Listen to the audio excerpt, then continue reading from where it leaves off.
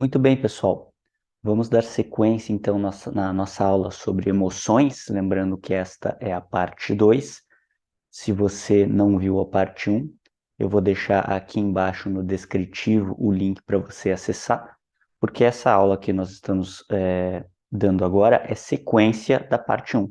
A parte um, a gente faz todo um apanhado sobre o que são as emoções, quais são os tipos de emoções, a função de cada emoções. E agora nós vamos pela parte 2 falar um pouco mais da inteligência emocional, certo? Então, se você não viu a parte um, corre lá, assiste e depois volta neste vídeo. Se você já assistiu, seja bem-vindo a mais uma aula. Feliz em tê-lo aqui na comunidade. E lembrando, antes da gente iniciar a aula, pessoal, esse é um projeto para a gente conseguir difundir um conhecimento de psicologia de uma forma mais bacana, gratuita, e com interações, né? O propósito desse canal é criar uma comunidade de troca entre estudantes, pessoas leigas que queiram aprender. Então, essas aulas que eu estou dando são aulas normalmente de pós-graduações, especializações, e que custam dinheiro. Eu estou colocando aqui de uma forma gratuita para que todos consigam ter acesso e a gente consiga aí problematizar questões, estudar, enfim, ter um avanço dentro desta área, tá? Então, se você gostou desse vídeo, ajudaria muito se você desse um like, se você deixasse um comentário, porque isso faz o YouTube entender que esse vídeo ele está sendo, enfim, útil de alguma forma, que as pessoas estão gostando e ele expande aí o alcance para mais pessoas, tá? Se der para deixar aí um like, um comentário, se inscrever no canal, eu super agradeço. Dito isso, feito esse disclaimerzinho, vamos à parte 2 da aula, certo? Eu vou aqui compartilhar os slides. Vamos lá.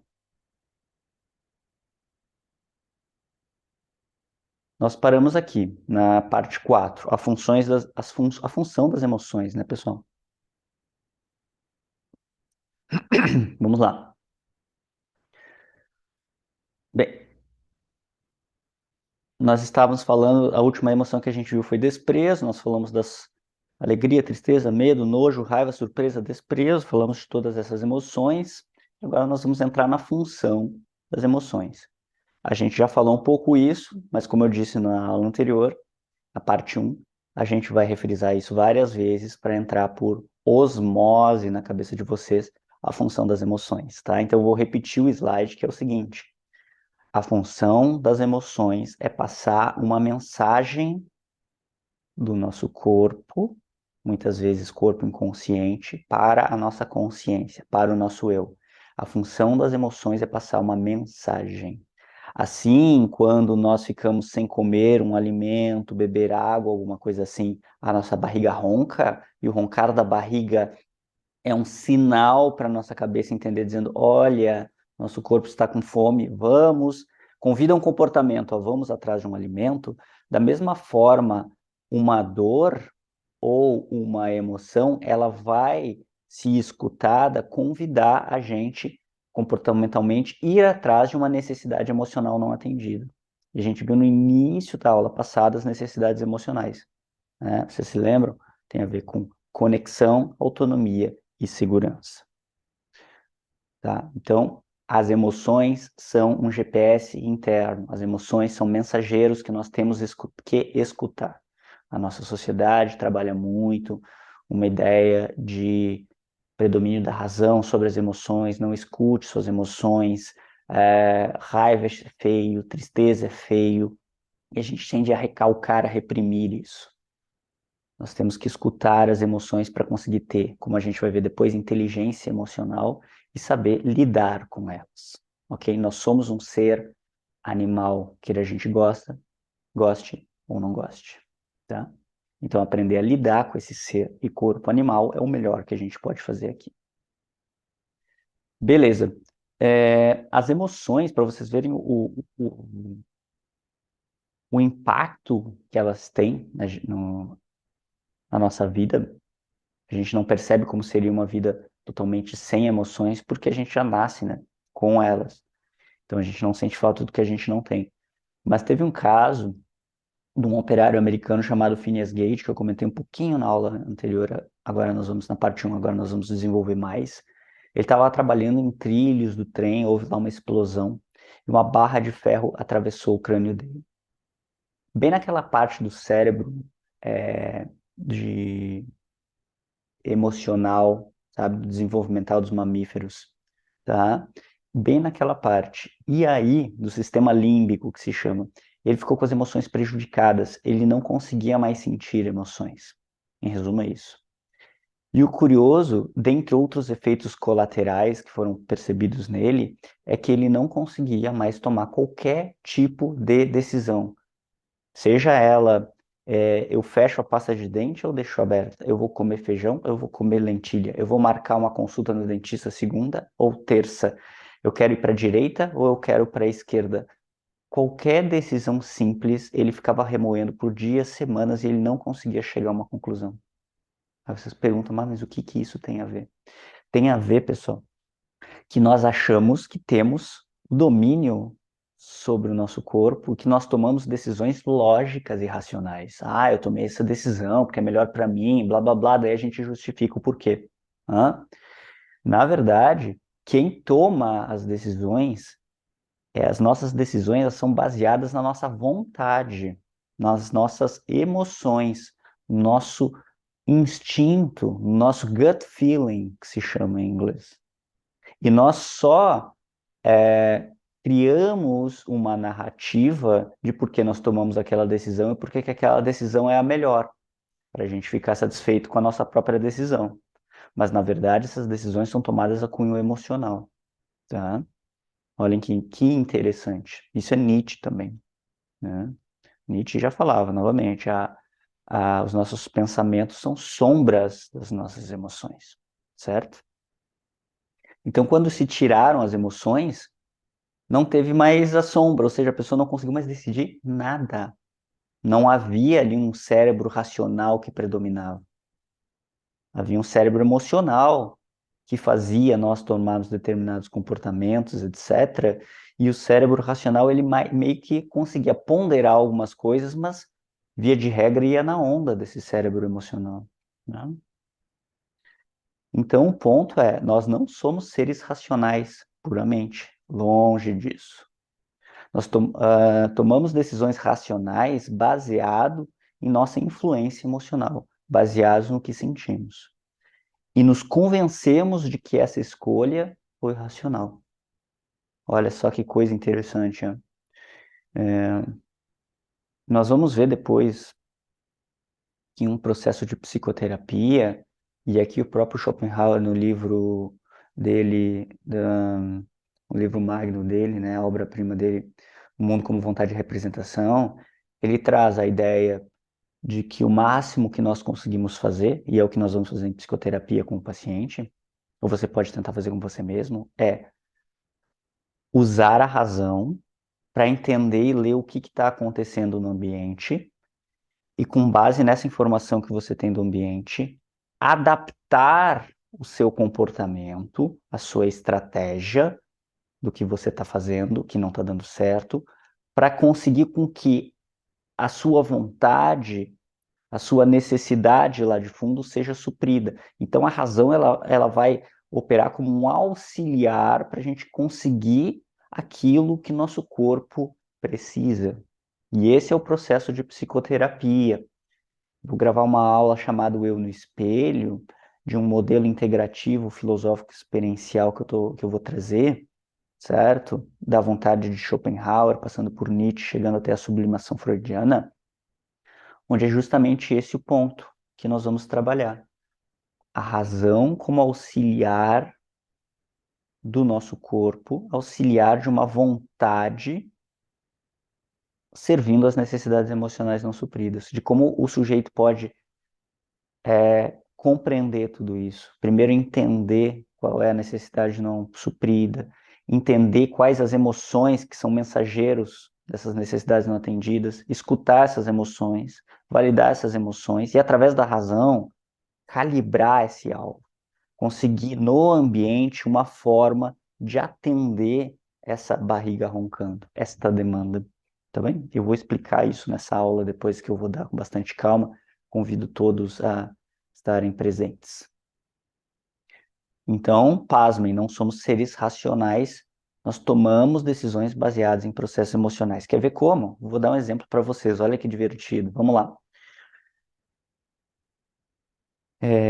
Esses exemplos eu tirei do livro Rápido e Devagar, do Kahneman, que é o vencedor do Prêmio Nobel da Psicologia. A psicologia não tem o Prêmio Nobel, mas ele ganhou um Prêmio Nobel em economia, sendo um psicólogo, ao mostrar que as decisões econômicas não são racionais. Nós não compramos produtos ou tomamos decisões baseadas em um modelo racional, e sim no modelo emocional. Tá? É um livro chamado Rápido e Devagar. É um livro chato pra caramba, mas bastante interessante em termos de conteúdo. Tem isso, né, pessoal? Às vezes os livros, eles não são, assim, aqueles page turners, que se fala em inglês, aquela delícia de se ler, né? Que tu fica virando página sem conseguir parar. Mas se você fazer uma força, vale a pena o conteúdo que está ali, né? Bem, espero que não seja essa aula. Espero que essa aula seja um page turner, que você esteja gostando, não seja dolorosa de ser digerida. O conteúdo daqui eu acredito que seja interessante. Vamos lá. Imagine, ó, para a gente fazer um testezinho aqui, ó. Imagine que você vai fazer parte de um comitê de crise, ok? Você faz parte de um comitê de crise que está avaliando 4 opções de tratamento para uma doença. Uma doença que está atingindo 600 mil pessoas no momento. E aí o comitê apresenta, e você tem que tomar a decisão, o comitê, você é o chefe, o comitê apresenta as seguintes informações para você, tá? Ó, o tratamento A prevê a sobrevivência de 200 mil pacientes. Desses 600 mil, o tratamento vai fazer com que 200 mil pessoas sejam salvas. O tratamento B, outra opção, prevê 33% de chance de salvar todos e 66% de chance de não salvar ninguém. O tratamento C prevê a morte de 400 mil pacientes, 400 mil pessoas vão morrer. O tratamento D prevê 33% de chance de que ninguém vai morrer e 66% de que todos os 600 mil morrerão. Apresentado com essa forma, qual que dá um ímpeto maior de escolher aqui? Ou qual que na pesquisa vocês acham que as pessoas mais marcaram como o caminho a ser seguido? Letra A. O tratamento A prevê sobrevivência de 200 mil pacientes. Todas essas alternativas que eu falei são a mesma coisa, só que colocadas de formas distintas. Mas vejam, percebam, na letra A, soa mais agradável, mais harmônico, mais seguro, tem a ver com alguma coisa interna nossa sobre uma necessidade de segurança, de bem-estar, de comunidade, quando diz assim, vai haver a sobrevivência, é algo positivo, de 200 mil pessoas. No C, por exemplo, 400 mil vão morrer. Isso não soa muito agradável. Então, a maioria das pessoas que participou desse estudo, no sentido, não do estudo que eu estou lendo da, do remédio, né? Do estudo de marcar qual a alternativa, marcou letra A. Quando vocês veem um comercial na televisão de carro, se nossas decisões fossem puramente racionais, o comercial seria assim: aqui está o carro X, ele faz YZ e o preço é tanto. Pum, acabou o comercial. Se a pessoa quer, compra, se não quer, não compra. Não é assim que são os comerciais, né? Não são assim feitos. Como é que é um comercial de carro? Uma família feliz dirigindo dentro do carro, ou um cara com uma mulher bonita dirigindo dentro do carro, né? Filhos atrás aprontando de uma forma alegre. Vende-se alegria, vende-se aventura, um carro off-road no alto de um precipício. Não sei o que ele vai fazer no alto do precipício lá, né? Mas ele tá lá no alto do precipício, gaivotas ao redor, né? Uma paisagem linda. Hum? Isso que se vende. É o emocional, não o produto em si, né? E as pessoas vão lá e compram. Quando você compra muitas vezes um celular da maçã, vamos dizer assim, desta marca, né? Claro que tem muita qualidade envolvida. Se você é um designer gráfico, se você é um DJ, etc., alguma coisa assim, se você trabalha com fotos, então. Mas muitas pessoas elas compram porque é o lifestyle que a Apple vende. É o status relacionado ao produto. É cool ter um celular desta marca. Isto que vende, não o produto propriamente em si. Se eles só anunciassem o produto, ia ter algumas pessoas que iam comprar por utilidade, mas muitas pessoas não iriam comprar. As decisões, elas são emocionais, elas pegam no nosso coraçãozinho. Assim é todo tipo de publicidade. Muito bem. Outro testezinho. Participantes ganharam um ticket para o Super Bowl. Super Bowl é tipo a final do campeonato de futebol americano lá nos Estados Unidos, que é o maior evento lá dos Estados Unidos, tá? Super prestigiado, super concorrido, super difícil de estar. Então, alguns participantes, o Super Bowl ele sorteia alguns ingressos para as pessoas que se inscrevem lá no sorteio. E alguns participantes ganharam.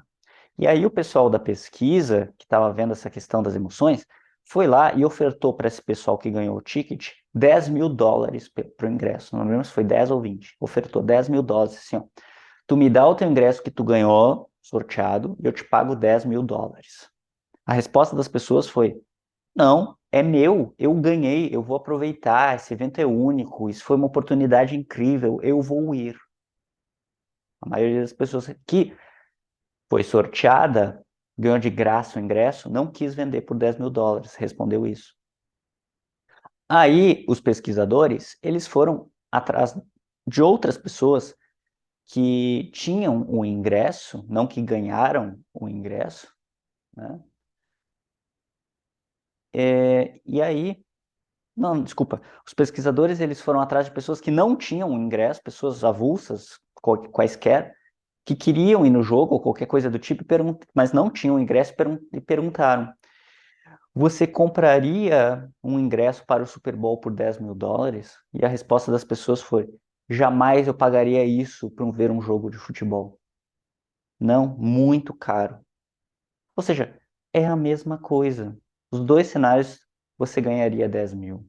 A diferença é que uma coisa, na primeira opção, na primeira pesquisa, você está tirando da pessoa o ir ao jogo.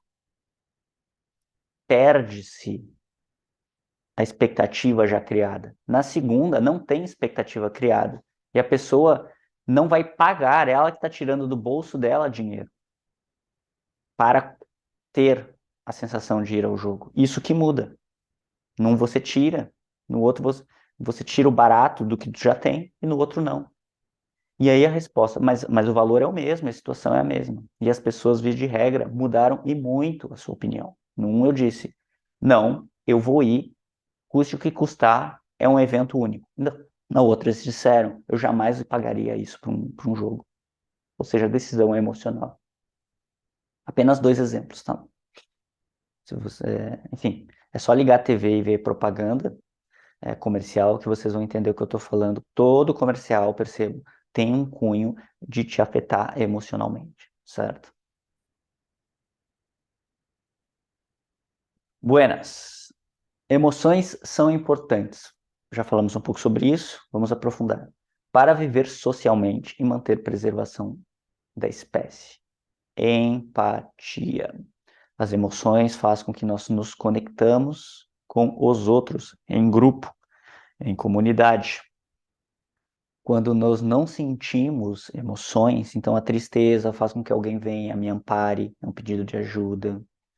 Até o próprio desprezo, o nojo social que a gente viu, faz com que as pessoas se mantenham, de certa forma, na linha.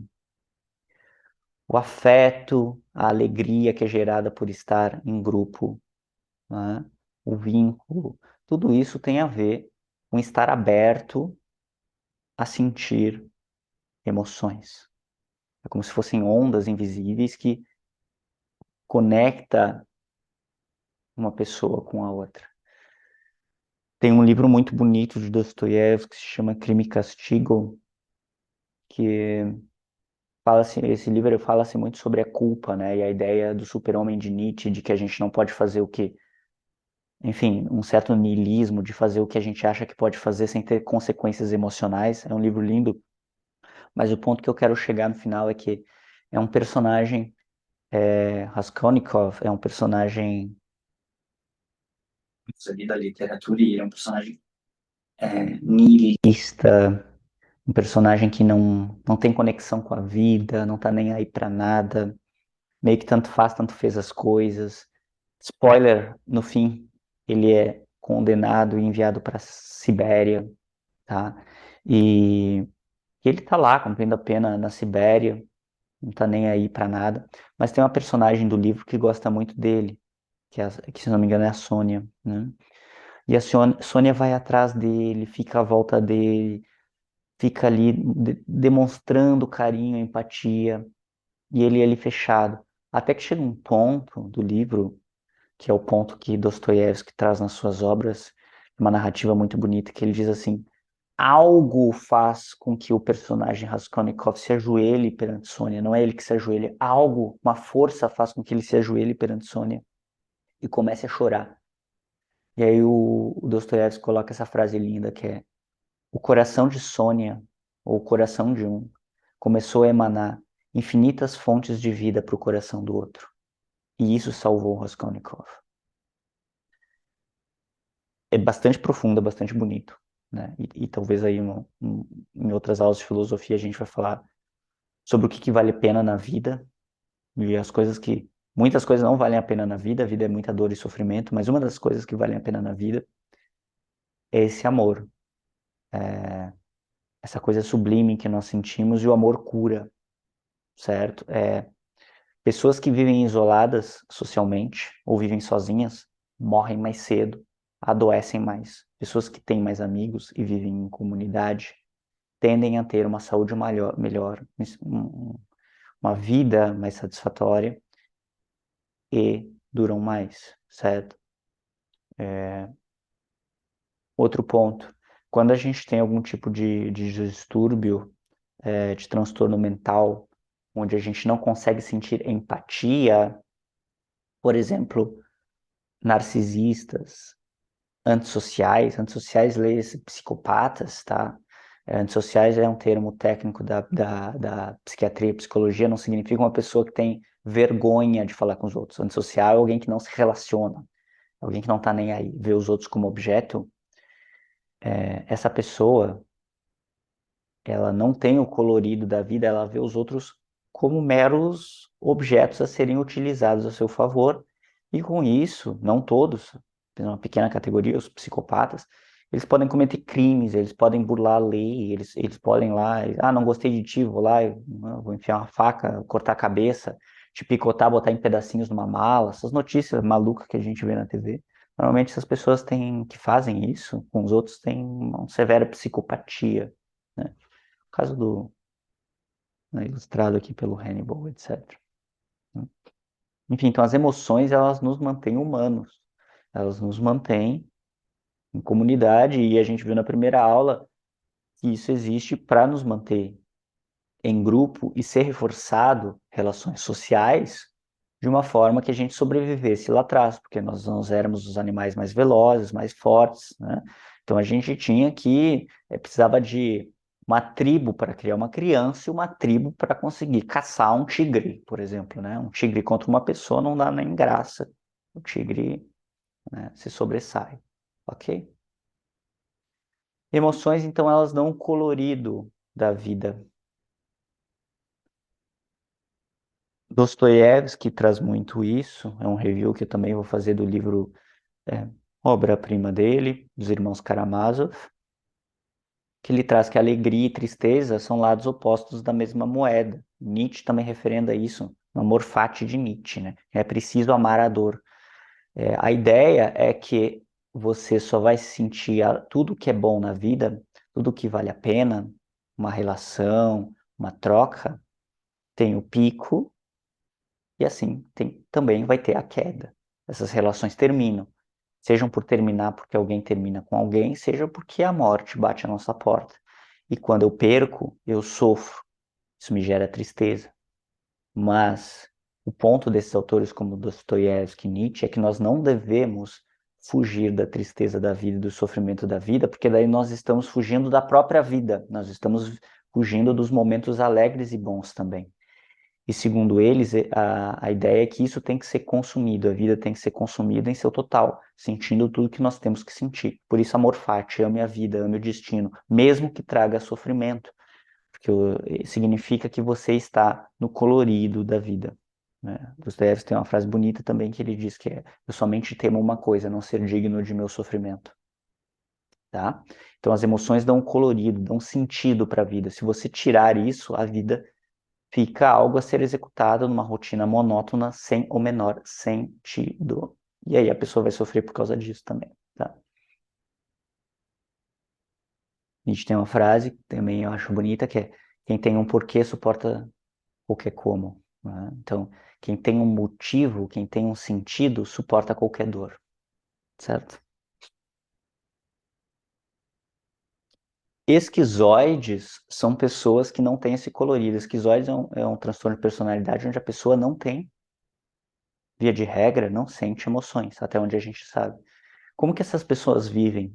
Elas se isolam e vivem no meio do mato sozinha por 20, 30, 40 anos. Procurem no YouTube, tem vários vídeos, reportagens sobre isso, né? Os ermitões, procurem. Vocês vão achar. São pessoas que não sentem falta de se conectar com os outros, mas também não tem nenhum tipo de colorido na vida. A vida delas é tá ali, pega, dorme, deita aqui. A pessoa não tem nenhum tipo de ambição, não tem nenhum tipo de... Fica, dorme aqui no chão, acorda, pega, come umas frutinhas, volta, etc. Fica uma vida plana, né? E essas pessoas são exemplos de uma vida sem emoções, né?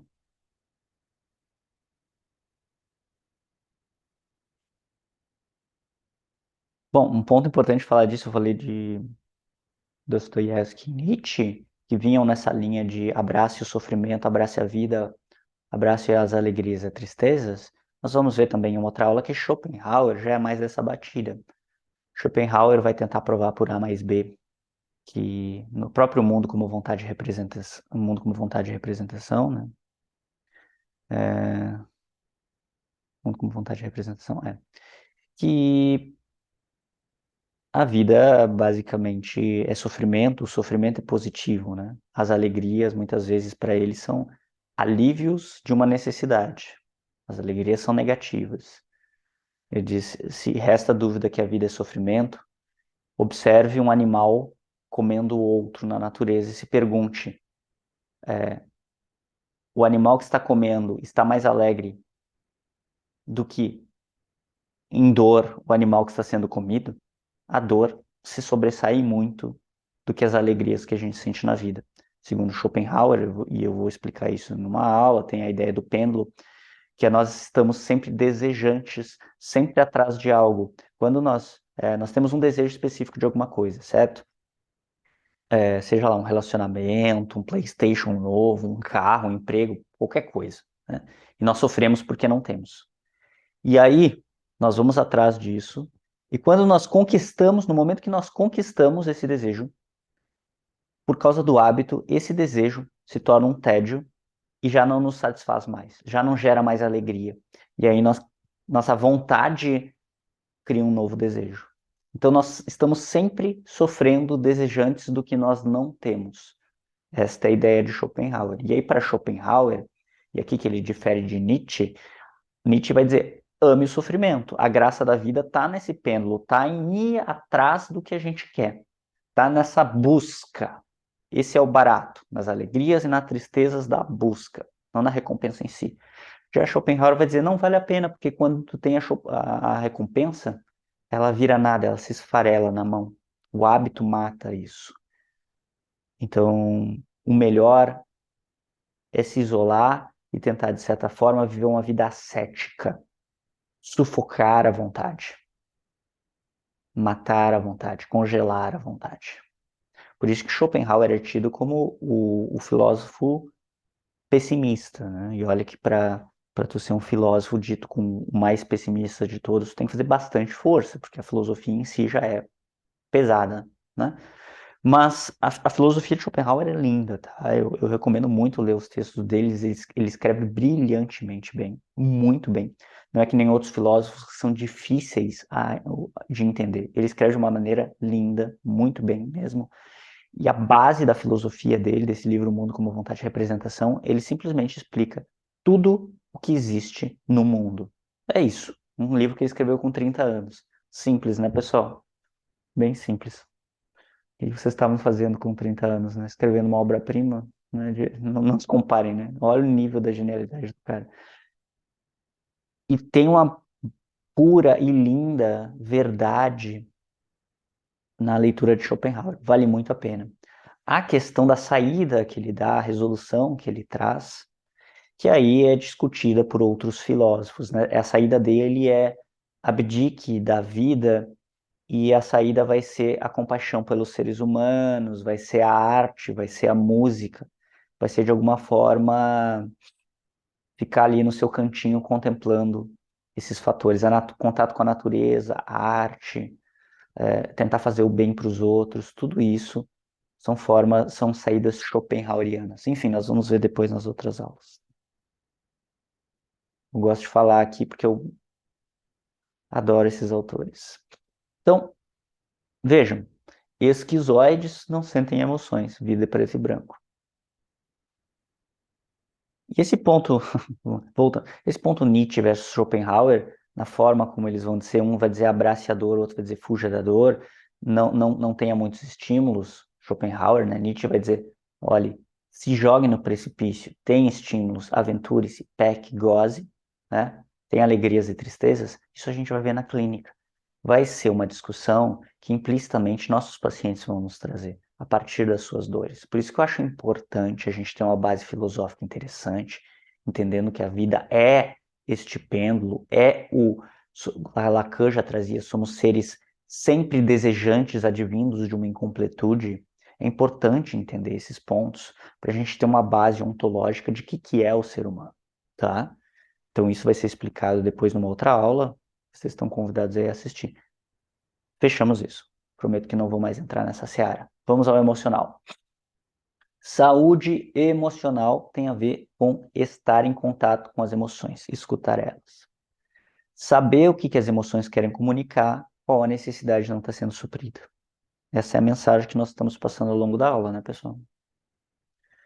Freud traz a ideia de que para onde que vão as emoções não expressas, elas nunca morrem.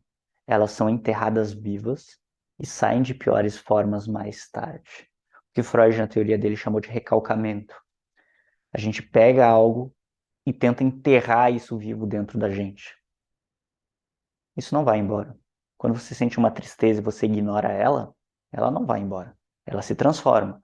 Quando você sente uma raiva, você não expressa, não elabora ela, ignora, ela não vai embora. Ela se transforma. Aquela tensão enérgica dentro do seu corpo, ou ela sai. Tipo, você está com raiva do seu chefe no trabalho porque ele foi injusto com você, você vai lá e desconta no cachorro. Vai sair em outra pessoa, em outro objeto, em outro ser. Né? Ou, se não sair em ninguém, vai atirar em você mesmo. Lembra dos canhões da primeira aula? Você vai ter uma úlcera, uma dor de cabeça, vai baixar sua imunidade, né? Por causa do nível de cortisol sempre presente, e aí por diante. Né? Então, as emoções não expressas nunca morrem, elas são enterradas vivas e saem de piores formas mais tarde. É um convite aqui à elaboração dessas emoções. Processos de análise, muitas vezes Freud chamava de uma limpeza de chaminé. A pessoa constantemente vai à terapia para dar uma limpada ali, né? Os resíduos e tudo mais. É uma visão bem, bem bonita, certo? Então é isso, né? O sonho, muitas vezes, né, do recalcado é soltar em alguém, ou como diria Paulo Freire, o sonho do oprimido é se tornar opressor. Né? Então o chefe grita com o funcionário grita com a esposa grita com o filho grita com o gatinho. Né? Bem, ok, nós vimos então que nós temos essas necessidades emocionais advindas de uma vontade, né? Essas necessidades emocionais, elas têm que ser supridas, e as emoções são mensageiros aí de tudo isso. É como se fosse uma fonte que fica jorrando, né? Na natureza, os animais vão lá e fazem o que têm vontade, né? É, os animais não domesticados, né? Eles vão lá e fazem o que têm vontade, eles conseguem ser eles mesmos, 100%, em relação a essas vontades, essas necessidades e essas emoções que eles têm. Mas nós, seres humanos, somos seres domesticados por nós mesmos. E aí cria-se um problema. O choque do animal homem com a civilização. O que Freud chamou de id versus superego. O que é o id? Id são as minhas pulsões, são as minhas vontades, são os meus desejos. O que eu quero me afirmar no mundo. E o superego são os meus pais, no primeiro momento, os meus pais que me castram, onde eu tenho que me adaptar às vontades dos meus pais para ser aceito, de certa forma, onde nem tudo eu posso. Mais tarde, a sociedade que me castra. Existem regras, existem leis. Quando eu vou para a escola, eu tenho que ficar lá 4 horas sentado escutando um professor chato de matemática falar alguma coisa que não me interessa. Eu quero brincar, mas eu não posso brincar naquele horário. Né? Tudo isso é o choque do homem com a civilização. Né? No momento que a gente tem, e aí Rousseau, o contrato social. O contrato social é eu abro mão das minhas individualidades e dos meus desejos, em parte, em prol de ter segurança de um Estado, em prol de seguir as normas, todo mundo seguir as normas e aí nós temos proteção. Mas isso é uma domesticação. De novo, eu não estou colocando um caráter de bom ou ruim. Nós estamos analisando o efeito colateral que isso gera, ok? O efeito que isso gera é que nós não podemos, muitas vezes, nós não temos nossos desejos atendidos, nós não temos, muitas vezes, nossas emoções escutadas e validadas. É uma sociedade que, né, sai gritando na rua de raiva para ver o que acontece. Você vai ser, vão chamar a ambulância e vão internar você. Vai chamar a polícia, sai chorando veementemente na rua. As pessoas, evidentemente, vão vir para querer te amparar, mas não é um comportamento. Ou chore no seu trabalho constantemente para ver se você não vai ser demitido, lido como fraco, desregulado, né? Não é bem aceita a nossa expressão emocional, certo? Tanto que quando a pessoa está em luto, morreu o pai, a mãe, alguma coisa assim, tira uns dias, vai para casa, fica lá sozinho chorando que a gente não quer ver esse tipo de coisa. Quando tu tiver melhor, tu volta, não é essa a mensagem? Então a sociedade tem esses poréns, o choque do homem com a civilização, ok?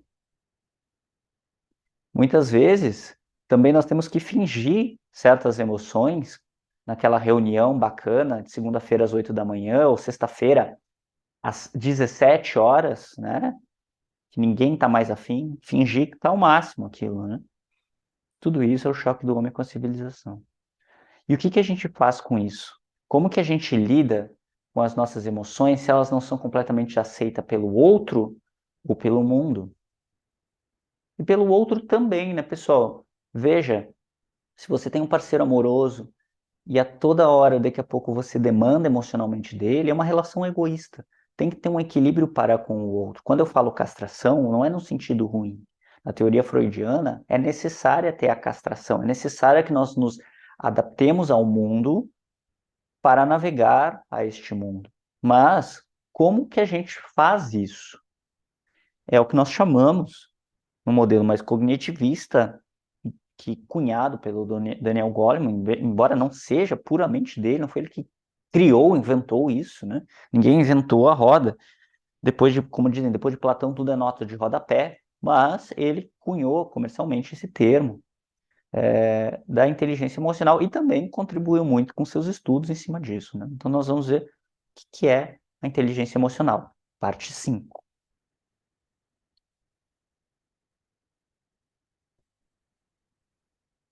Bem, inteligência emocional é, de certa forma, nós temos um equilíbrio entre o cérebro racional e emocional, tá? Qual que é o papel do cérebro emocional, esse mais mamífero? nós vimos, né? Lá na primeira aula. Se você não se lembra, dê uma olhadinha no slide, volte lá na aula, tá? É, tá.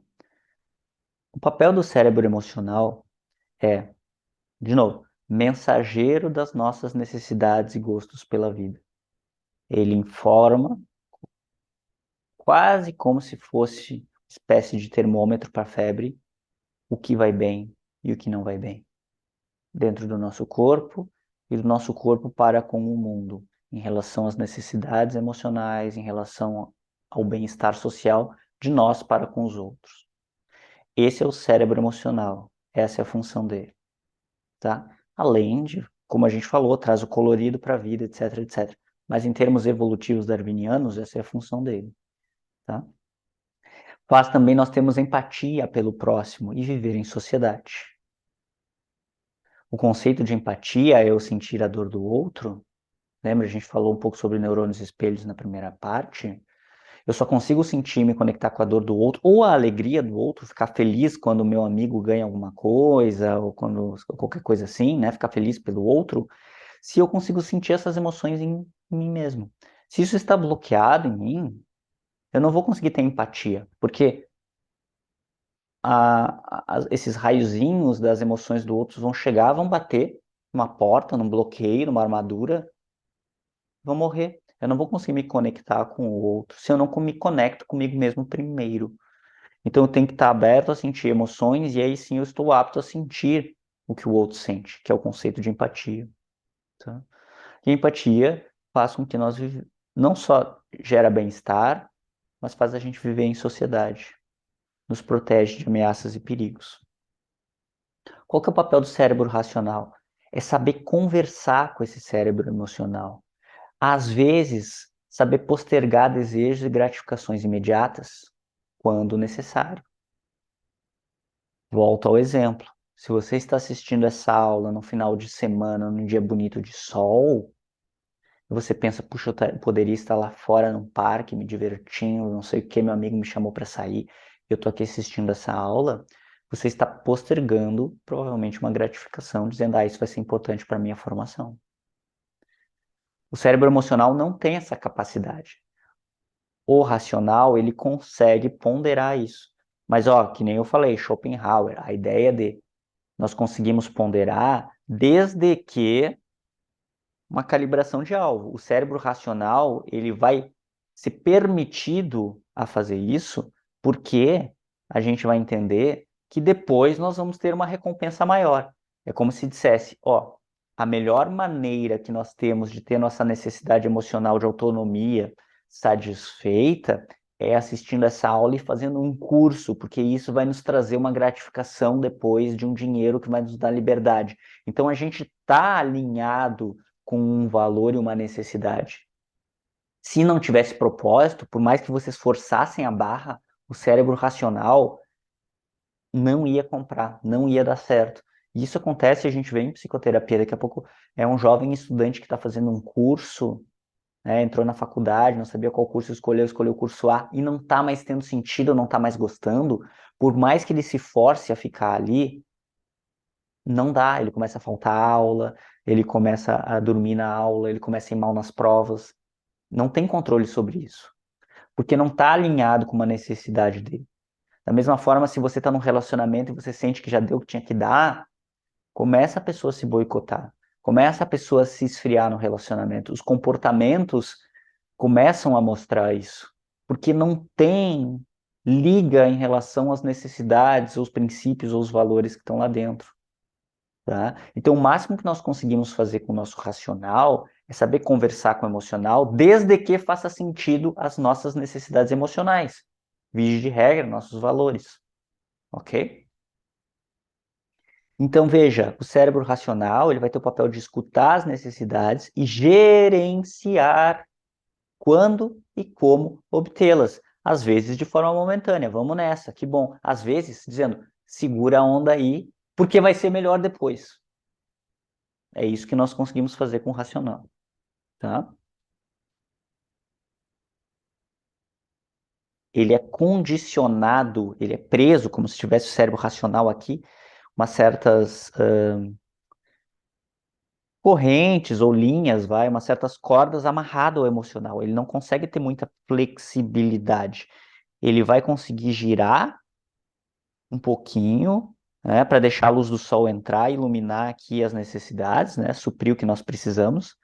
E essa é a função dele, ajudar a nós termos as necessidades escutadas. Mesmo que a gente não tenha noção quais são essas necessidades, o nosso comportamento vai ser em direção a elas, né? A pessoa chega em terapia não sabendo por que está agindo assim, por que está resignada, por que está evitando determinadas situações, enfim, assunto para outra aula, quando a gente vai focar mais em processos psicoterapêuticos. O experimento do marshmallow é um experimento muito conhecido, divulgado na psicologia. Vocês podem colocar no YouTube também, vai aparecer vários videozinhos, várias versões sobre isso, que é o seguinte, via de regra, eles pegam crianças pequenas e colocam um marshmallow, ou uma coisa mais atrativa que um marshmallow, né? Sei lá, uma bolacha traquinas, um bombom, um chocolatezinho, né? Na frente de um prato. Traquinas de morango vai bem, né? Eu gostava na minha infância. Traquinas de morango e um Nescau. Aí não tem como postergar a gratificação. O que eles faziam? Botavam ali um marshmallow ou qualquer coisa gostosa na frente da criança e diziam assim, ó, tu pode comer agora, e não tem problema, mas eu vou sair da sala, fazer uma coisa aqui que eu tenho que fazer.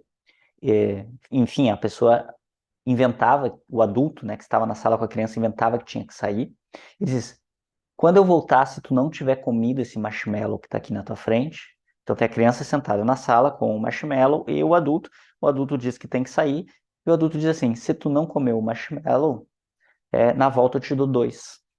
Ou seja, se ele controlar o impulso de comer aquela comida, ele vai ganhar o dobro, né? Algumas crianças iam lá, comiam, outras crianças iam lá e não conseguiam comer.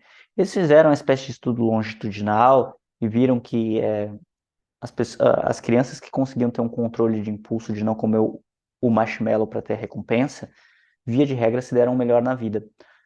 Claro, esses estudos são um pouco forçados na psicologia, porque não dá para inferir uma casualidade, né? Tem 1 trilhão de variáveis que podem ter influenciado para aquele sujeito A se dar melhor na vida do que o B.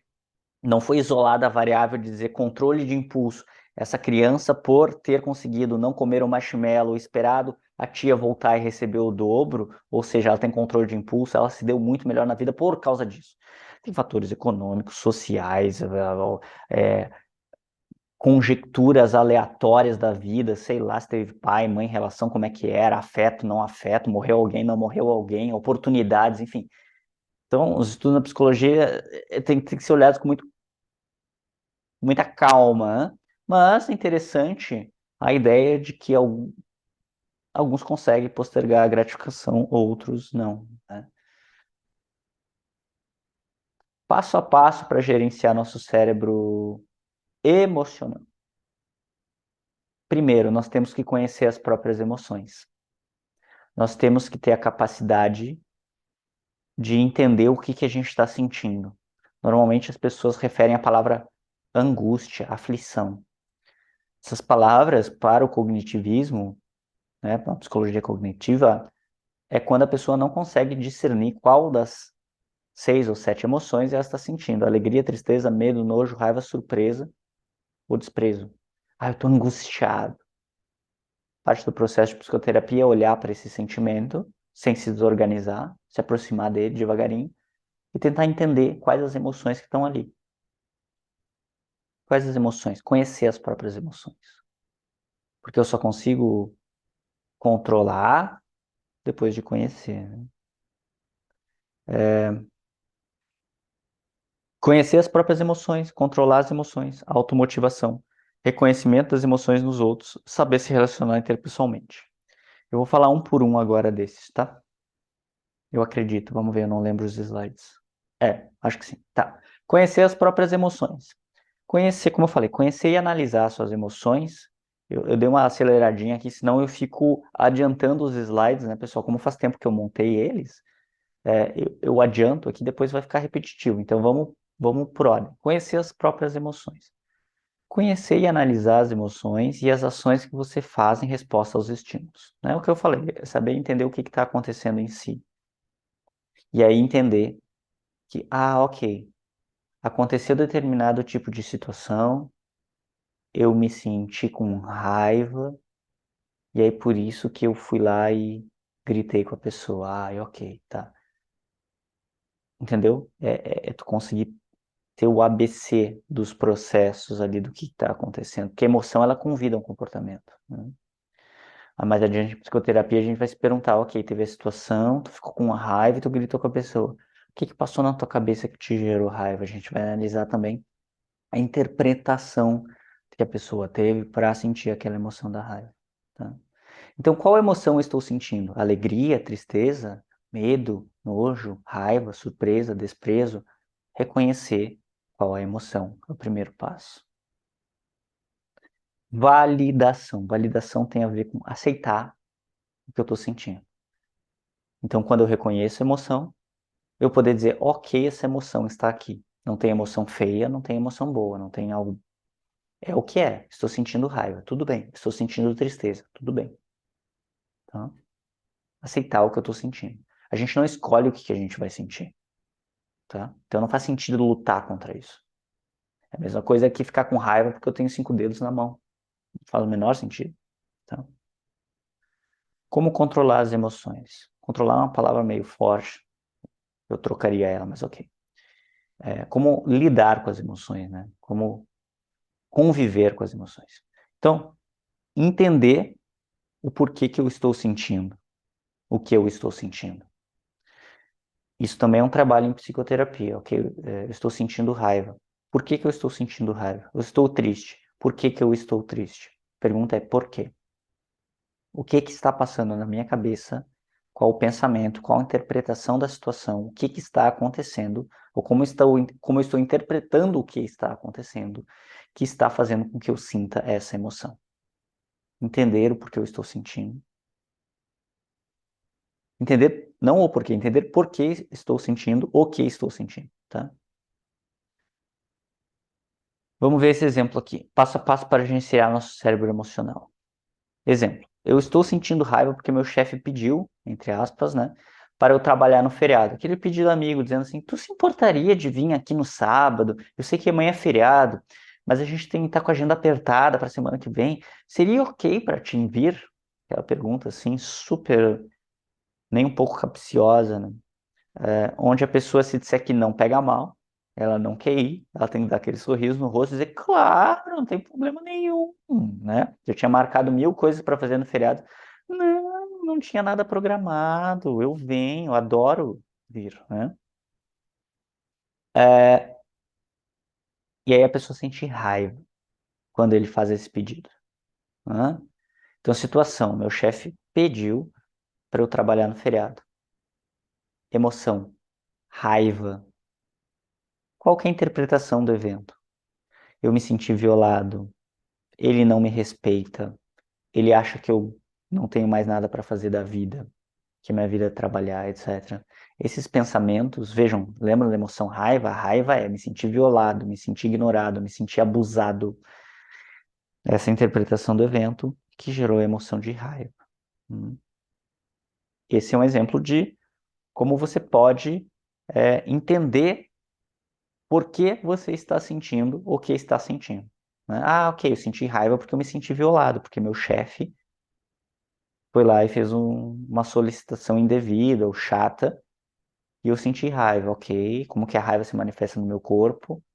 Por que que eu senti ela? Beleza. Como que eu lido com a emoção, agora que eu entendi o que que eu estou sentindo? Como que eu lido com essa emoção?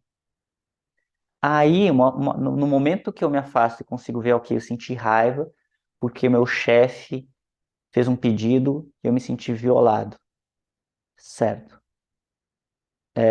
A raiva, diretamente, se a gente não faz essa análise, ela vai convidar um comportamento agressivo. Dizer não posso, não vou, ou sair batendo porta, ou qualquer coisa do tipo. Tá?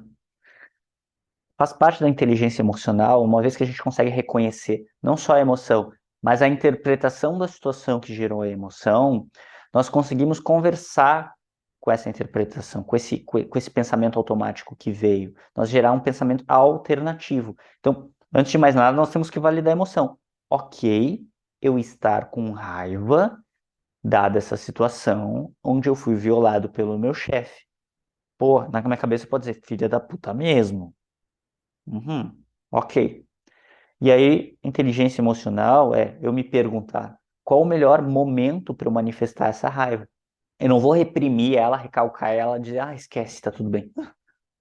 Que daí depois eu vou ter uma dor de cabeça, um problema intestinal, eu vou descontar no meu cachorro lá, que nem na imagem, né, no meu gato. Mas no momento que eu tô ali com o meu chefe, eu digo, ok, eu vou recalcar aqui um pouquinho. E depois, qual é o melhor momento para eu manifestar a raiva?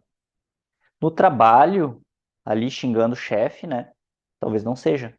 Eu falar mal do meu chefe pro meu companheiro, desabafar aquele filho da puta, olha lá o que ele fez, o que tá pensando? Pode ser que sim. Se tu acha que o companheiro se conecta com isso. Ou no chuveiro, né? Dizer, ah, desgraçado, não sei o que, olha ali o que ele fez, põe pra fora. Ventila a emoção, valida a emoção. Isso já foi uma regulação emocional. No momento que eu sei que eu vou poder manifestar essa raiva mais tarde, também torna-se mais fácil de não explodir na hora. E no momento que eu entendo o que eu estou sentindo na hora, torna-se mais fácil também eu não explodir na hora, eu não agir como um animal que não tem esse cérebro racional. Ok? Então isso é um processo que talvez da primeira vez seja difícil, a medida da segunda um pouquinho menos, da terceira um pouquinho menos, é um músculo que nós vamos exercitando devagarinho. O que eu estou sentindo? Por que eu estou sentindo? Validar o que eu estou sentindo, dizer ok, eu estou sentindo essa emoção. Qual a melhor hora de manifestar isso? Qual o melhor momento para manifestar isso? Ok?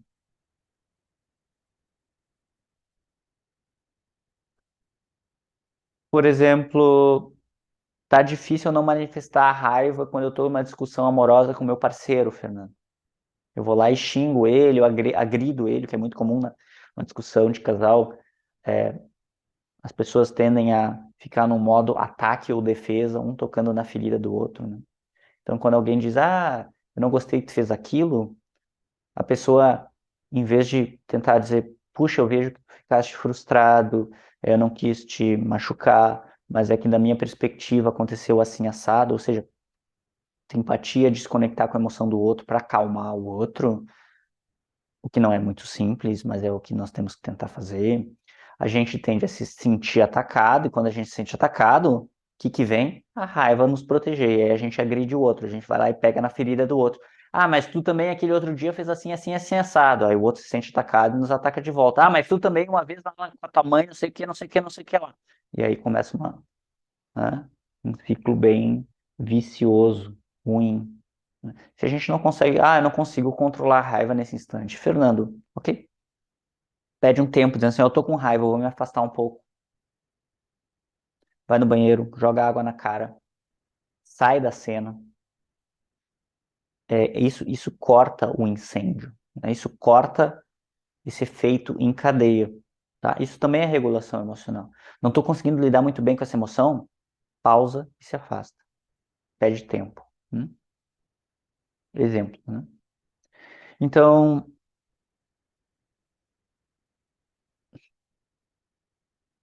por exemplo, pode acontecer também, coitado do chefe, né? É, o chefe disse que todos vão poder fazer um feriadão estendido. Ah, ok. Pode dizer que o chefe está de bom humor, chega lá, tem um feriado na quinta-feira, Corpus Christi cai na quinta-feira, normalmente. Aí, aí o chefe diz assim, ok, sexta-feira vocês não precisam vir trabalhar. Vai ser feriadão. Quinta, sexta, sábado, domingo, tá? Algumas pessoas vão se sentir alegres, dizer, ah, vida, né? E aí você começa a se sentir triste. Imagina que começa a bater uma tristeza. Lembra, as emoções, elas não pedem assim, ai, peraí, eu vou aparecer aqui. E você não controla, ela vem. Veio uma tristeza, começou a se sentir triste. né? E aí o papel é, ok, por que que eu estou triste? Né? Primeiro, talvez seja o desafio conectar com a ideia do feriadão. Ah, porque eu vou ter um feriadão? Porque tá solta aquela tristeza, né? Então tu identifica a tristeza, aquela coisa mais apática, aqueles gatilhos, marcadores que a gente falou lá na primeira aula, né? De ombros retraídos, etc. Uma coisa no peito, ok, tô triste. Por que que eu tô triste? E aí tenta fazer essa pergunta. Por que que eu estou triste? Aí digamos que eu diga, porque eu me sinto sozinho. Terminei recentemente com meu namorado. E às vezes até é melhor trabalhar para eu me ocupar a mente. E aí eu vou ficar tantos dias sem ter o que fazer. Ou o feriadão me remete a quando eu saía com ele pra gente jantar. Então eu tô triste pelo término. Entendem? Vocês começam a navegar o porquê que eu estou triste. E o triste com o término, ou o triste porque eu estou sozinho, tem a ver com a necessidade emocional de conexão. Tá? Isso é um início de regulação emocional. Aí, identificando essa necessidade, vocês podem, novamente, sempre acalmar esse lado, dizendo, ok, tu tá triste, tudo bem, a gente tá um pouco chateada e mal, que é natural, quando tem um rompimento, a gente querer estar com alguém. Mas lembra que a gente terminou porque não estava legal o relacionamento, né? Mas é natural a gente sentir falta de alguém. Tudo bem, essa tristeza tá aí. Vamos ver como que a gente pode se distrair, vamos ver se a gente pode chamar um amigo, vamos ver se a gente pode fazer algo bacana, ir no shopping, tomar um sorvete, ir no cinema, convidar alguém para dormir lá em casa. Ou seja, no momento que eu identifico o porquê da minha tristeza, da necessidade não suprida de conexão, eu posso tomar ações compromissadas para acalmar esse lado. E só de perceber o que está doendo, isso por si só já acalma. Vai por mim. Então, supondo que nada disso acontece, você não faz essa regulação emocional, você só fica triste e engole isso, não coloca em lugar nenhum, recalca, como diz o Freud, né? E aí você suprime essa emoção, recalca. Mais tarde no trabalho, o colega pede um relatório para você educadamente. E aí tu começa a chorar. Do nada, né? Desloca isso. Coloca no objeto errado, não tem nada a ver com o relatório ou colega. E o colega vendo tu chorar porque ele interagiu com ele, começa a interpretar que tu não lida bem com pressão, ou que ele fez algo para machucar e começa a te evitar. Perceba, porque o outro não tem bola de cristal e não vai entender quais são as nossas necessidades ou por que que a gente está mal. Se a gente nem mesmo nós vamos entender, como é que o outro vai entender? Né? Então, nesse caso, se a gente entendesse o que a gente está passando e tivesse até uma assertividade de conversar com o colega, dizendo: puxa, desculpa, olha que eu tô um pouco triste por causa do feriadão, enfim, eu terminei meu relacionamento, não tem nada a ver com o relatório, tá? Ou contigo, é porque eu tô meio mais para baixo mesmo na minha vida pessoal. Inteligência emocional. Você expressou para o outro o que estava acontecendo, para não gerar um grau de confusão, né? Então, o que você deveria fazer? Vamos lá, aceitar a emoção de tristeza. Ok, essa tristeza tá aí. Eu já falei, né? Entender o porquê que ela tá aí. Ah, é por causa do feriadão, é porque eu vou me sentir sozinho, certo? Se for difícil não chorar na hora, assim como a raiva que a gente falou, se retira para um local mais reservado. Isso também é inteligência emocional, né? É, de novo, contrato social, o id versus superego. Não posso chorar ali na frente, no meio do escritório. Pessoas não vão lidar bem com isso. Então, ok, vou ali no banheiro, choro um pouquinho, desço, né? O antigo desço para fumar um cigarro, ou numa lanchonete ali do lado, alguma coisa. Ou digo que não estou bem, dou uma saída, estendida do almoço, qualquer coisa assim, né? Pede apoio para algum colega mais sensível, que compreende, ou que você tem mais conexão. Liga para um amigo familiar, manda um WhatsApp para alguém. Tudo isso são estratégias para lidar com aquela emoção no momento, né? Se necessário, dizer para o chefe que você está triste. Dizer, ó, eu não estou passando bem, aconteceu uma situação tal, pessoal, é, eu vou pedir para tirar o dia de hoje, se for ok. Comunicando ao outro. ok? Automotivação.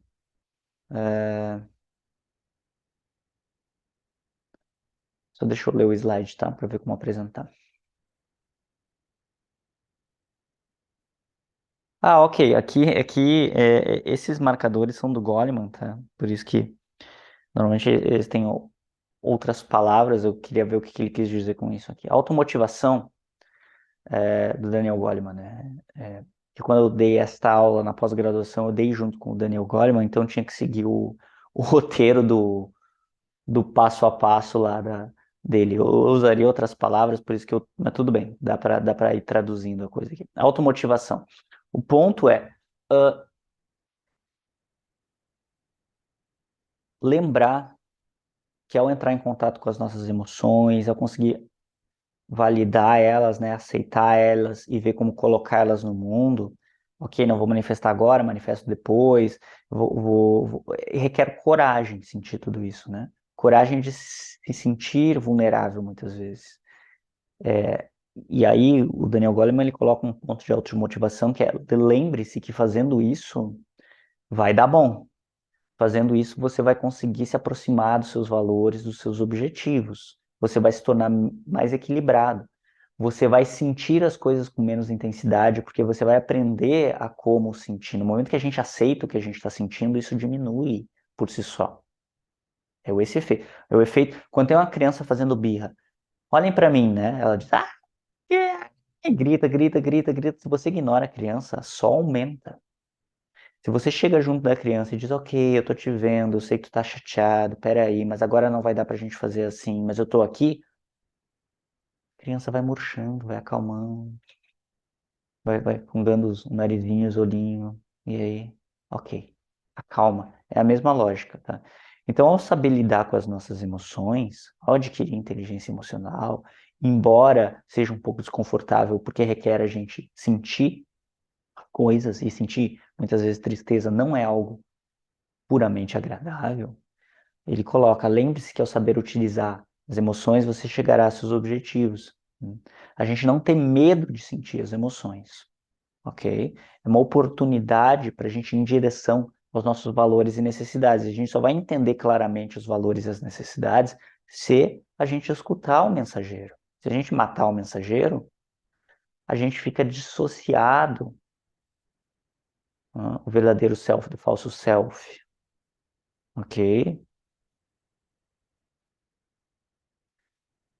Exemplo, me sinto triste constantemente no meu trabalho.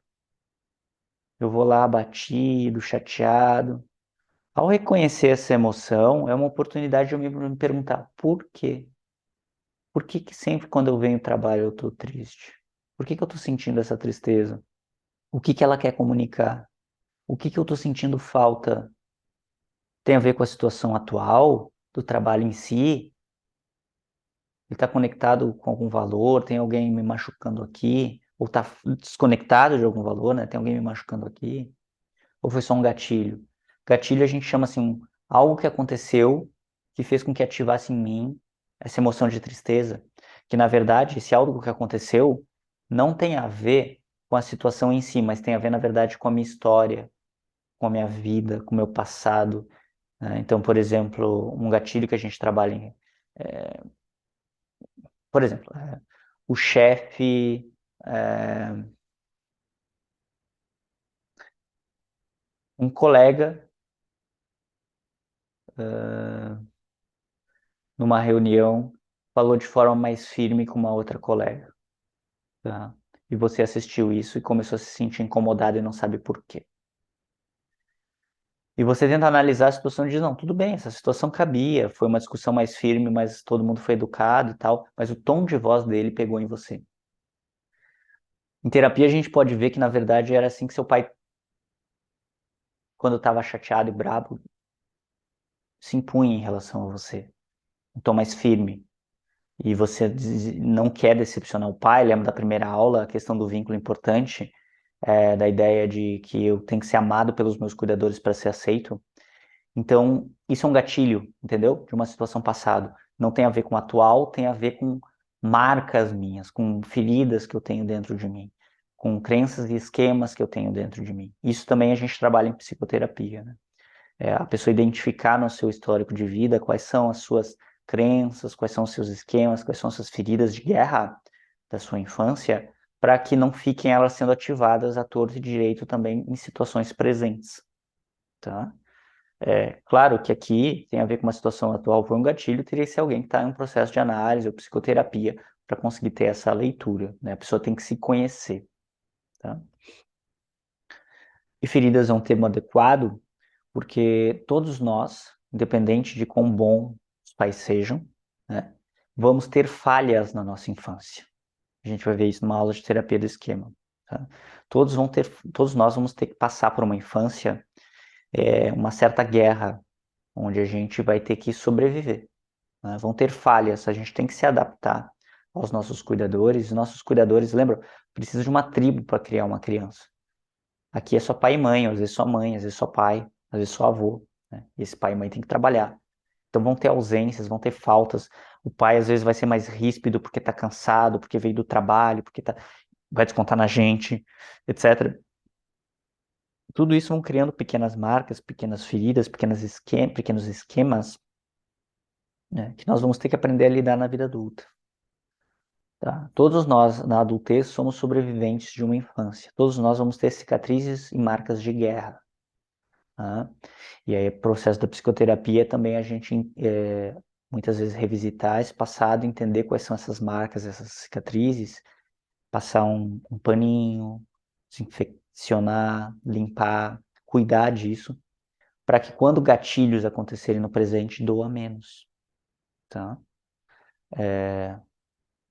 Fechar esse parênteses gigantesco que eu falei aqui, mas só para não ficar solta a mensagem, tá bem? Voltando, automotivação do Goleman. Entenda que esse processo é um processo que vai fazer com que você tenha mais controle sobre si mesmo, dentro do que dá para ter, mais entendimento sobre si mesmo, e aí você vai poder ir mais em direção aos seus valores, seus princípios, e principalmente as suas necessidades que estão ali dentro. Quanto menos a gente lutar contra a gente mesmo, ou ignorar a gente mesmo, mais congruência a gente vai viver, ok? Sei que as coisas estão difíceis agora, mas é uma oportunidade para eu melhorar no que eu realmente preciso, né? Reconhecimento das emoções nos outros, e aí é o conceito de empatia que a gente já falou um pouquinho aqui, né? A empatia é aprender a se colocar no lugar do outro, reconhecer as emoções dos outros e entender os seus comportamentos. Isso nos torna, eu diria, compreensíveis, isso nos torna ser humanos, tá? Mas, de novo, para ter empatia, eu tenho que estar conectado às minhas próprias emoções. Senão, eu não vou estar apto a receber a do outro, certo? E o inteligente também, o interessante é o seguinte: no momento que a gente consegue entender a gente mesmo, a gente também começa a ter uma certa empatia e compaixão com o outro, quando o outro se desregula um pouco emocionalmente. Porque o outro também é humano, né? E vão partir do pressuposto que o outro também não faz psicoterapia, análise e super domina a si mesmo. A maioria das pessoas, elas agem sem conhecer a si mesmas, elas são marionetes do próprio eu, né? Fora de quem estuda psicologia ou filosofia, as pessoas nem têm ideia do que elas estão sentindo, de por que elas estão agindo, né? Então, ter um pouco de compaixão em relação a isso, de entender que o outro não fez por mal, de que o outro não tem a consciência do que está acontecendo, né? A reação do outro talvez não diga respeito a mim, mas é uma reação que tem algo a ver da pessoa com ela mesma. Então, quando alguém te agride, pode ter certeza que não diz respeito a ti, diz respeito a alguma falta que aquela pessoa tem com ela mesma, alguma insegurança que aquela pessoa tem com ela mesma. Hum. E isso é compaixão, tá? Que Schopenhauer vai trazer como uma das maiores virtudes. E eu acho que toda a linha de filosofia, né? Os estoicos também, com Marco Aurélio, num livrinho que ele tem chamado Meditações, que era um diário que ele tinha, ele falava: lembre-se que ao acordar hoje você vai lidar com pessoas ingratas, pessoas que vão lhe agredir, pessoas que vão querer fazer coisas para te atingir. Ele dizia: eu perdoo essas pessoas, eu tenho compaixão por essas pessoas porque elas não sabem o que fazem. Né? Então, é nessa linha, mais ou menos, a ideia de aceitação. Albert Ellis, né, da terapia, pai da terapia cognitivo-comportamental, junto com Beck, falava, né, aceitação condicional de si e do outro nesse sentido. Claro que chegar nesse nível é o suprassumo, né? Aí nós nos tornamos Buda, nós não precisamos. Mas, exercitando a inteligência emocional um pouco na gente, a gente também consegue ter um pouco mais de compaixão, tá? Não faço a menor ideia porque eu coloquei essas fotinhos, tá? Mas a mensagem tá passada. Devia ser alguma história que eu ia contar.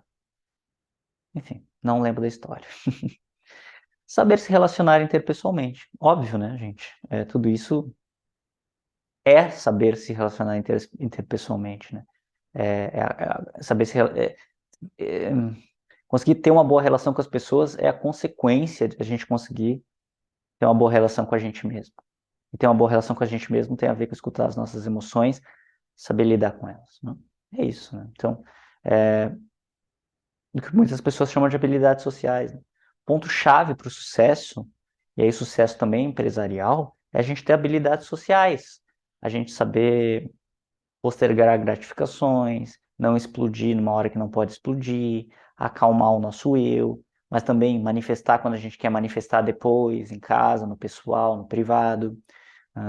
Saber ler do outro qual a emoção que ele está sentindo, até para jogar isso a nosso favor, se a gente quer alguma questão empresarial política, mas para saber ler a emoção do outro, a gente tem que saber identificar na gente, senão essa frequência vai passar totalmente despercebida.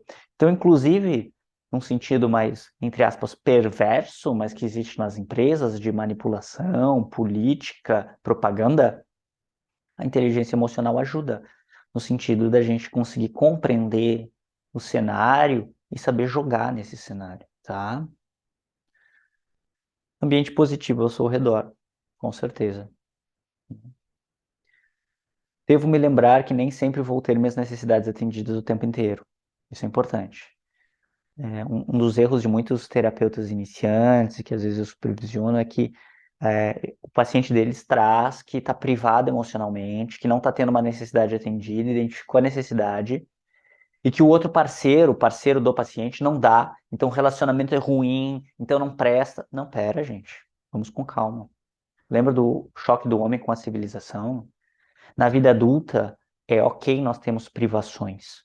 Nós não vamos ter tudo que a gente quer e tudo que a gente precisa o tempo inteiro. E o parceiro não tem que nos dar isso. Ninguém tem que ser nosso pai e nossa mãe, né? E nem nosso pai e nossa mãe conseguiram, quiçá, um parceiro. É um peso muito grande. Nós temos que aprender a lidar com uma certa privação, seja de momento, seja da vida, seja das circunstâncias, e ver formas de acalmar isso e trabalhar com as ferramentas que a gente tem, ok? Isso é maturidade, tá? Então, lembrar que nem sempre vou ter minhas necessidades atendidas o tempo todo. Saber abrir mão de ganhos de curto prazo para médio e longo prazo de forma equilibrada, porque tem pessoas também que passam do ponto, né? Não se recompensam em nada no presente e só investem em seu futuro. Essa pessoa morre de sede, certo? É como se estivesse atravessando um deserto e ela não para às vezes para beber uma aguinha. Nós precisamos ter descanso, lazer e boas relações no presente. Sem isso, o cara não consegue correr essa maratona. Você não consegue pausar toda a sua vida e jogar ela para o futuro, porque daí você some. Então, saber fazer isso de uma maneira equilibrada também é inteligência emocional. Mas como é que eu sei o isso? Tem a ver com escutar minhas necessidades e todo esse processo que a gente está falando, né? Como é que eu sei onde que eu quero chegar? Escutando as emoções, indo até as necessidades emocionais e vendo o que me falta. Saber dosar os meus limites e dizer não de forma assertiva, né? Eu vou gravar um vídeo no futuro sobre isso, com maneiras de dizer não de forma assertiva, que é um grande desafio da sociedade hoje em dia. Hoje nós vivemos uma sociedade de inúmeras possibilidades, eu não diria oportunidades, eu digo possibilidades. Então, saber dizer não para nosso próprio investimento de tempo em algumas dessas possibilidades, ou até convites, eventualmente, de oportunidades, é também uma habilidade, né? Porque se a gente se coloca a todo na agenda dos outros, de novo, a gente some. A gente precisa saber dizer não e frustrar o outro de uma determinada forma, às vezes, para dizer um sim pra gente, para se proteger. Quando algo. E como é que eu sei quando que eu digo não ou quando que eu digo sim? Quando eu estou conectado aos meus valores. O que é estar conectado aos seus valores? A pessoa está aberta à experiência emocional. Porque as emoções, de novo, elas vão ajudar na escolha. Lembra do Phineas Gage? Elas vão ajudar a guiar no que tá ali de necessidade, o que eu quero para minha vida, o que eu busco para minha vida, e aí vai ser mais fácil direcionar um sim ou um não, tá bem? Mas muitas vezes no mundo de hoje dizer um não para o outro é um sim para a gente, tá? Pelo excesso de demanda. Saber se relacionar interpessoalmente, então, um exemplo. Vamos ver o que eu coloquei aqui. Na quinta, o chefe pede um relatório para sexta, que será apresentado na reunião. E você já está com o cronograma lotado de atividades e reuniões. E aí tu vai ter que se parar para fazer tudo que você está fazendo, atrasar tudo que você está fazendo, se ralar depois, porque ele pediu esse relatório. Aí eu identifico uma emoção na hora, né? Raiva, começo a sentir raiva. O que está passando na minha cabeça? Ah, meus limites estão sendo violados. Eu entendo racionalmente que não posso dizer não naquela hora para o meu chefe, dada aquela circunstância. Vamos supor que nesse exemplo não dá para dizer não para o chefe, porque pega mal. Né? Ou manifestar raiva para ele, dizendo, ah, desgraçado. Não, né? Só traria prejuízo. Então eu deixo para responder o e-mail do chefe após eu respirar fundo, eu lavar o rosto no banheiro, um tempo para refletir. Eu escrevo o e-mail no momento em que a emoção veio como uma onda e já baixou um pouco. Baixou porque eu reconheci ela, dizendo, ok, eu tô com raiva por uma situação injusta. Válido eu estar sentindo isso. Confia em mim, isso vai fazer com que a emoção, aquela criança, ah, eu quero atenção, diminua. A mensagem já foi passada. O propósito da raiva já foi comunicado e você escutou. Se você não escutar, ela fica batendo para você escutar. Batendo em você, né? Toque, toque, toque. No momento que você escuta, ela dissolve um pouco. E aí você vai escrever o e-mail quando você não estiver nesse estado. Vai colocar lá no corretor português, vai perguntar para um amigo, olha, o que você, no colega, o que você acha dessa resposta? Vai responder de uma maneira assertiva. Isso é inteligência emocional, né? Dizendo para si, aceito que fui injustiçado, tenho direito de me sentir mal com isso, mas aí eu deixo para manifestar esse senso de justiça em raiva, para desabafar com meu amigo, com minha esposa, com meu esposo, né? Uma pessoa mais próxima, onde vai me escutar, vai me acolher, um ambiente em que eu possa manifestar e falar mal disso, ok? Supondo que eu possa dizer um certo não para o chefe, uma maneira assertiva, por exemplo. Não, seguindo a mesma ideia, eu não posso dizer não para este relatório específico. Mas olha que legal como você pode escrever. Puxa, vejo que esse relatório é muito importante, você pode contar comigo. Entretanto, eu já havia designado para outras atividades que me encheriam o tempo até amanhã. Entretanto, eu já havia sido designado para outras atividades que me iam encher o tempo até amanhã. Uma vez que a gente está sem tempo hábil para execução de todas essas tarefas propostas, qual dessas atividades a seguir você prefere que eu deixe para executar depois, para dar preferência a esse relatório? Veja que assertividade. Você está dizendo, ok, eu vou fazer esse relatório. Você não disse não para o relatório porque não dava para dizer não. Mas você disse, e o que eu faço com esse resto aqui? Só que de uma maneira assertiva, dizendo, tá bem, eu vou fazer esse relatório, mas eu estava fazendo esses outros projetos aqui. Em ordem a gente conseguir fazer esse relatório, que é importante mesmo, o que tu acha que eu abro mão aqui ou postergo, deixo para depois? Veja que elegante. Né? Se você tivesse agido com a raiva naquele momento que ela veio, dizer, desgraçado, olha aqui, não sei o quê. Eu estou evitando falar palavrão, que eu li que o YouTube não gosta de palavrão. Então, eu tô falando desgraçado, seu boboca, né? Às vezes sai. Eu adoro palavrão. Acho que é uma forma de a gente se expressar de uma maneira natural, entende? Não é... Eu já recebi uma vez o feedback de uma senhora lá, eu adorei tua aula, muito didático, muito bacana tua aula, te explica super bem, mas tu é muito desbocado. Eu gosto porque Palavrão é como se fosse um ponto de exclamação, ele pontua, né? E eu acho que tolir isso, de certa forma, também é a gente domesticar em excesso um pouco o animal, né? Tudo bem falar palavrão. Mas enfim, o YouTube não gosta, então a gente vai controlar aqui, tá? É, eu acho autêntico, espontâneo, enfim. Falar palavrão não significa xingar os outros, né? Só pra deixar claro aqui, né? Enfim, acho que deu pra entender, né? Palavrão em relação ao assunto para pontuar ele, exclamar ele, tá? Bem, voltando. Olha que assertivo, que bonito isso, né? Que elegante o ponto que a gente traz pro chefe aqui, certo? Bem, vantagens da inteligência emocional. Espero que já tenha dado para compreender, né? Quais que são, mas vamos lá. Além de manter boas relações, além da gente conseguir ter um equilíbrio com a gente mesmo, além de o efeito colateral da gente manter boas relações é o nosso bem-estar, né? Aprendemos a lidar melhor com as emoções difíceis, como raiva e tristeza, mais sucesso profissional, porque a gente soa como uma pessoa mais equilibrada, né?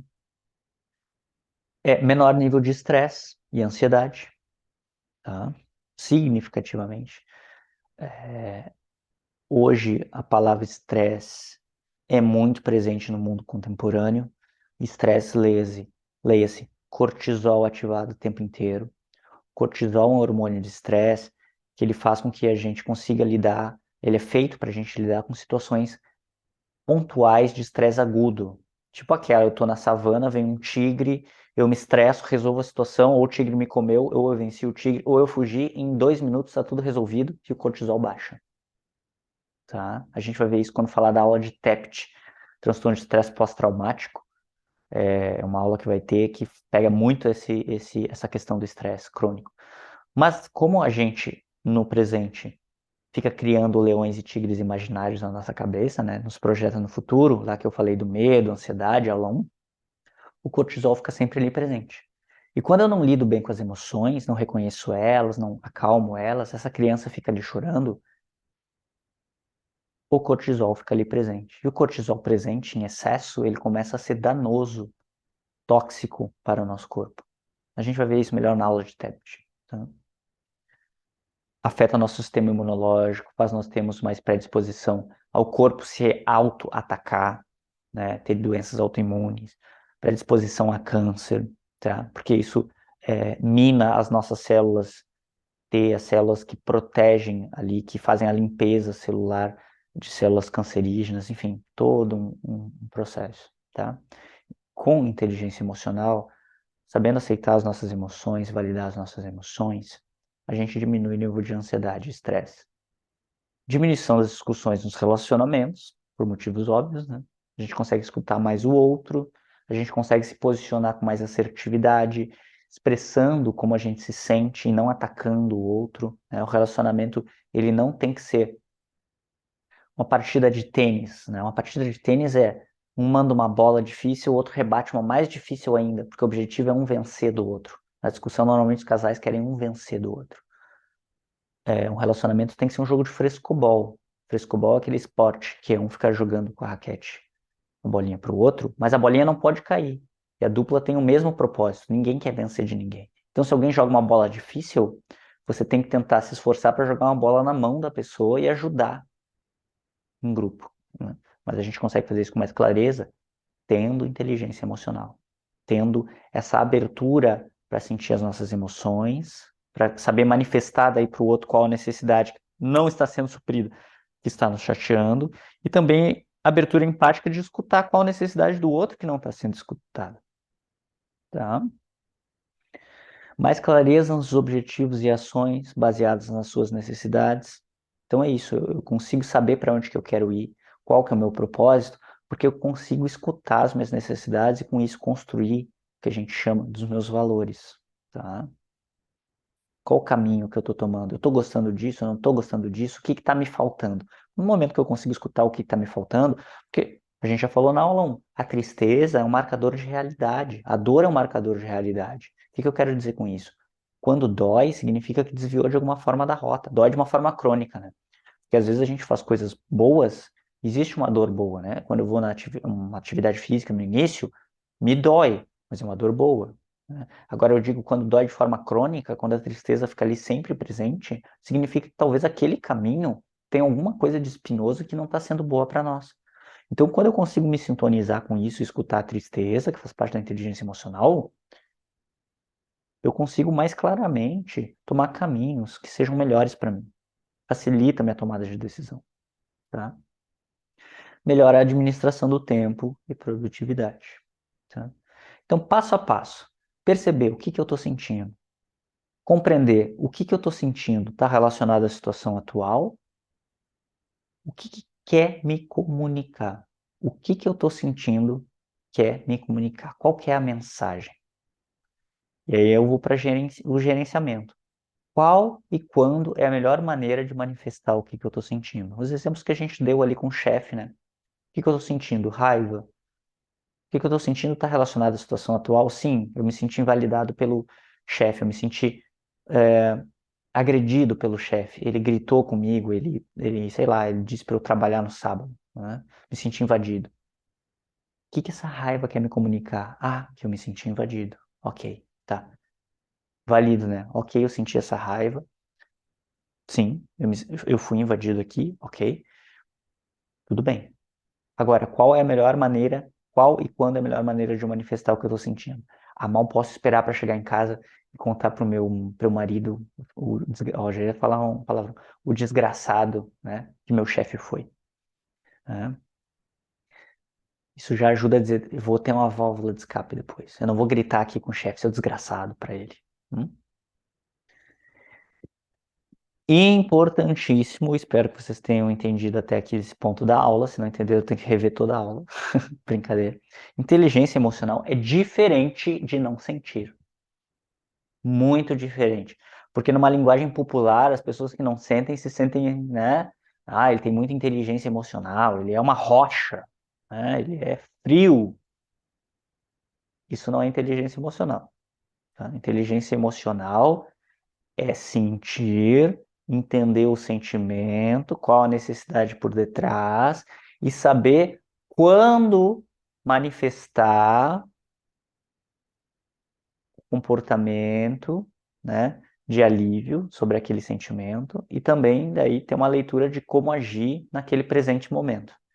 Isso é inteligência emocional. Não sentir não tem nada a ver com inteligência emocional, tá? Então, quadro resumo. Eu sinto uma emoção. Essa emoção, ela convida à ação. A emoção é o motor do comportamento, né? A raiva convida eu gritar com alguém, a tristeza convida eu chorar, eu buscar ajuda, eu ligar para um amigo, sei lá, né? O nojo faz com que eu tire um alimento de perto. É a barriga que ronca, que me dá fome. Eu sinto uma emoção, essa emoção convida à ação, comportamento. Antes da gente fazer emoção e comportamento, como se fosse um animal, entra o nosso cérebro, um animal assim que não pensa, entra o nosso cérebro racional. Aqui são os animais. Os animais são assim, sinto uma emoção, ajo.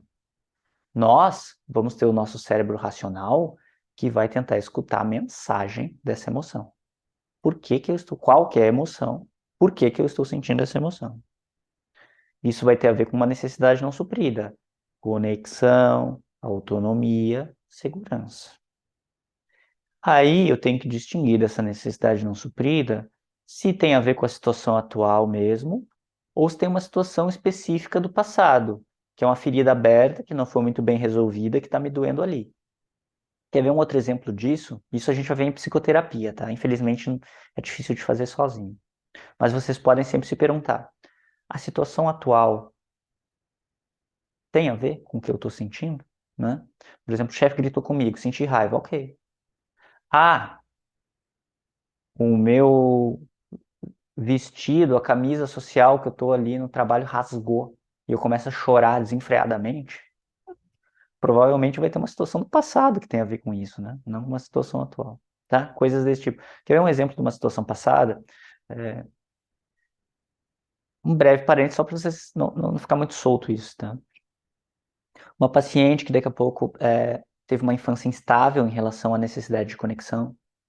Pais que davam carinho, daqui a pouco não davam. Davam, daqui a pouco não davam. O pai disse que ia comprar cigarros e nunca mais voltou, abandonou essa paciente. Então a paciente tem essa ferida aberta em relação à necessidade de conexão. Ela lê a ideia de que os vínculos não são seguros, que o outro está ali, mas pode a qualquer hora não estar, né? E aí essa paciente daqui a pouco está namorando, e o namorado vai no shopping, sei lá, vai no shopping, e ela fica em casa. E aí começa a dar uma angústia nela, começa a dar um medo nela muito grande. E ela começa a ligar 45 vezes pro namorado até o namorado atender o telefone.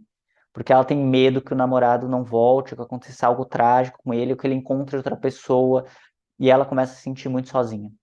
Veja, isso não tem a ver com uma situação atual. O namorado foi no shopping e disse eu já volto e tal. E ele nunca deu sinais de ambiguidade. Isso tem a ver com uma situação passada. Essa situação atual é um gatilho de uma situação passada, de um passado onde ela aprendeu que os vínculos não são seguros. Tá? É isso que eu quero dizer. Isso é trabalhar em psicoterapia. Tá? Mas a maioria das vezes, muitas vezes, vai ter a ver com uma situação atual. E aí vocês vão conseguir regular. Então eu sinto uma emoção. Qual que é a mensagem que essa emoção está passando? Eu te escuto, tristeza. Por que que eu estou triste? Qual que é a necessidade que não está suprida? Raiva, mesma coisa. E aí, eu consigo com isso entender o que está acontecendo e busco maneiras assertivas de lidar, que é o que a gente falou nos exemplos, né? No momento que eu faço esse movimento, no momento que eu busco maneiras assertivas de lidar, por exemplo, vamos pegar o exemplo dessa paciente, né?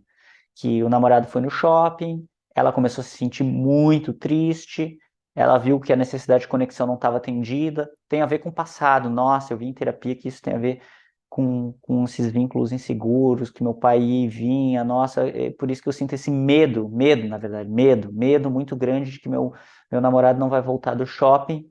Ela entendendo essa situação, ela pode dizer, ok, eu senti esse medo, isso tem a ver com minha história de vida, tudo bem, tu tá aí, eu entendo que não tem a ver com meu namorado sempre passou segurança, mas igual eu sinto isso. Convida a uma ação, no momento que ela tem esse esclarecimento, uma ação mais assertiva, ações compromissadas em direção aos meus valores e objetivos. Em vez dela pegar e ligar 45 vezes para o namorado desesperado e quando ele atender dizer, meu Deus, onde é que tu tá? Tu tá demorando, não sei o quê. Isso tende a ele encher o saco e daqui a pouco ir embora da relação. É uma profecia autorrealizável, né? Mas no momento que ela entende que isso tem a ver com ela pode mandar uma mensagem assertiva pro namorado dizendo assim, puxa, amor, eu sei que tu foi no shopping e eu confio, eu gosto muito de ti, mas eu tô me sentindo um pouco com medo sozinha, porque tem a ver com aquela questão dos meus pais que eram muito instáveis. Tu te incomodaria em mandar uma mensagem dizendo que tá tudo bem? Veja, muda completamente o cenário, né? No momento que eu não tenho nada desse entendimento, convida uma ação automática, uma ação animal, que nem a gente falou, né? Bicho.